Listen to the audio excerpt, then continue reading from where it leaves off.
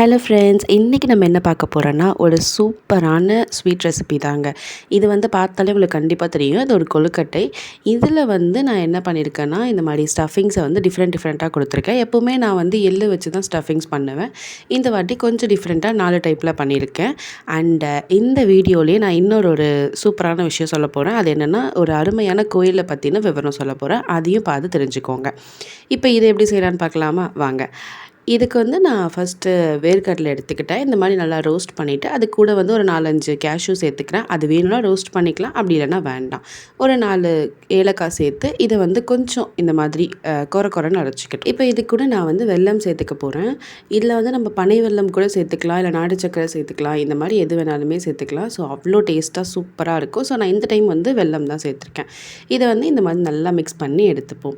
அடுத்ததுக்கு என்ன ஸ்டஃபிங்னு பார்த்தீங்கன்னா, எள்ளு வந்து நம்ம யூஷுவலாக பண்ணுறது தான். ஸோ இதை ரோஸ்ட் பண்ணி எடுத்துக்கிட்டேன். இது கூட ஒரு 4, 5 ஏலக்காய் சேர்த்து இதை நல்லா பொடிச்சிக்கணும். அதுக்கப்புறமா வெல்லம் சேர்த்துக்கிறேன். தேவையான அளவுக்கு சேர்த்துக்கோங்க. எல்லா ஸ்டஃபிங்ஸுக்குமே உங்களுக்கு கொஞ்சம் தித்திப்பு அதிகமாக தேவைப்பட்டுச்சுன்னா அதிகமாக சேர்த்துக்கோங்க. இல்லை தித்திப்பு கம்மியாக வேணும் அப்படின்னா நீங்கள் கம்மியாகவே சேர்த்துக்கலாம். இதையுமே ஒரு தடவை நல்லா மிக்ஸ் பண்ணிக்கலாம். ஸோ இந்த மாதிரி நம்ம வெல்லமும் போட்டு மிக்ஸ் பண்ணுறதுனால ரொம்ப ஈஸியாக இருக்கும். நம்ம மிக்ஸ் பண்ணால் வந்து வெல்லம் கொஞ்சம் தனித்தனியாக நின்றதுக்கு சான்சஸ் இருக்குது.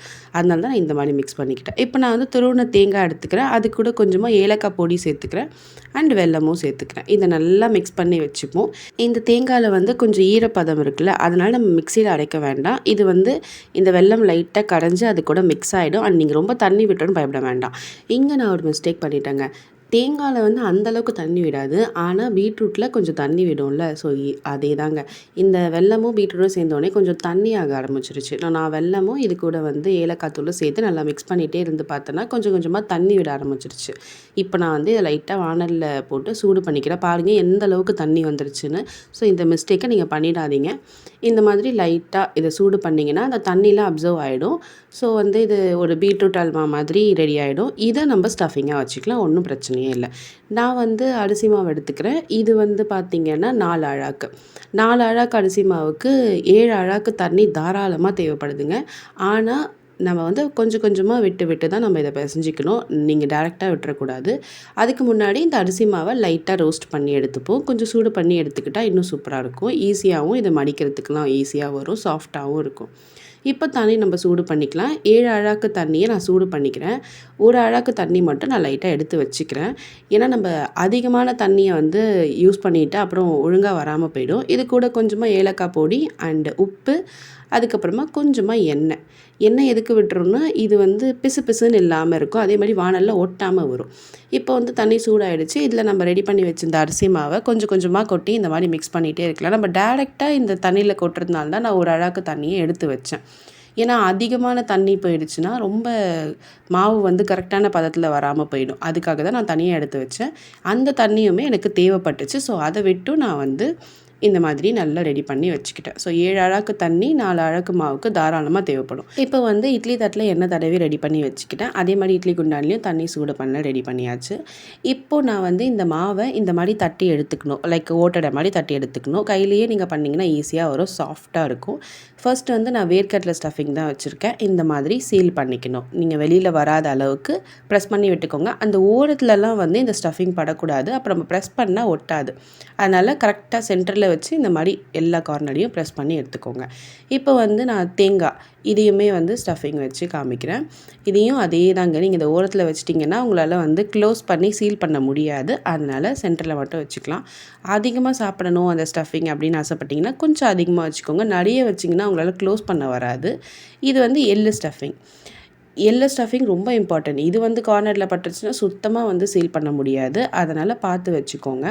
கம்மியாக வேணும்னா கம்மியாகவும் வச்சுக்கலாம். இப்போ நான் வந்து வெறும் அரிசி மாவில் பண்ணுறேன். நீங்கள் இதையே வந்து அரிசி மாவில் வெல்லம் போட்டும் பண்ணுவாங்க. ஸோ அது இன்னும் சூப்பராக இருக்கும். அது மாதிரி நீங்கள் ட்ரை பண்ணி பாருங்கள். நானுமே அதே மாதிரி ட்ரை பண்ணி வீடியோ போடுறேன். இது வந்து பீட்ரூட் ஸ்டஃபிங். ஸோ இதையுமே நல்லா சீல் பண்ணி எடுத்துக்கலாம். எல்லாமே ஒரு டேஸ்ட்டு சூப்பராக கொடுக்குங்க.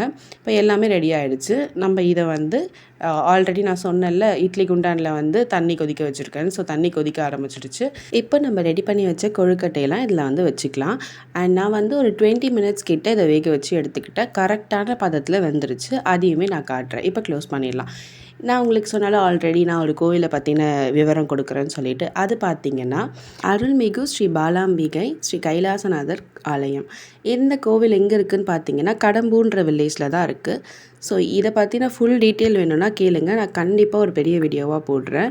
அவ்வளோ அற்புதமான கோவிலுங்க. எல்லா பிரதோஷமும் சூப்பராக நடக்கும். அண்டு சனி பிரதோஷம்லாம் இன்னும் சூப்பராகவே நடத்துவாங்க. இந்த கோவில் வந்து நிறைய பேருக்கு தெரியாது. ஸோ இந்த கோவிலோட டீட்டெயில் தெரிஞ்சுக்கிட்டு கண்டிப்பாக நீங்கள் வந்து பாருங்கள். நான் இதோட டீட்டெயிலை வந்து டிஸ்கிரிப்ஷனில் கொடுக்குறேன். அப்படி இல்லைனா இன்னொரு வீடியோ நான் கரெக்டாக கிளியராக போடுறேங்க. இந்த கோவிலுக்கான ரூட், பஸ் ஃபெசிலிட்டிஸ் இது எல்லாமே உங்களுக்கு தேவைப்படுதுன்னா கண்டிப்பாக கமெண்ட் பண்ணுங்கள். நான் இன்னொரு வீடியோவில் கிளியராக நான் ஷேர் பண்ணுறேன். இப்போ நம்ம கொழுக்கட்டை எப்படி வந்துச்சுன்னு பார்ப்போமா வாங்க. ஸோ நான் ஓப்பன் பண்ணி பார்த்தேன்னா எல்லா கொழுக்கட்டையும் ஈவனாக சூப்பராக வெந்துருச்சுங்க. இப்போ இதை வந்து கொஞ்சம் ஆறுனதுக்கப்புறமா தான் நம்ம எடுக்கணும், இல்லைனா ஒட்டிக்கும். ஸோ கொஞ்சம் ஆறுனதுக்கப்புறம் பார்த்தீங்கன்னா பாருங்கள், ஒட்டாமல் அழகாக வந்துருச்சு. இந்த மாதிரி ஸ்டஃபிங்ஸும் ரெடி ஆகிடுச்சு. ஸோ நீங்களும் இதே மாதிரி ட்ரை பண்ணி பாருங்கள், அவ்வளோ சூப்பராக இருக்கும். எப்படி வந்துச்சுன்னு எனக்கு மறக்காமல் கமெண்ட் பண்ணிவிடுங்க. லைக் பண்ணுங்கள், ஷேர் பண்ணுங்கள், சப்ஸ்கிரைப் பண்ணுங்கள். டாடா பாய்.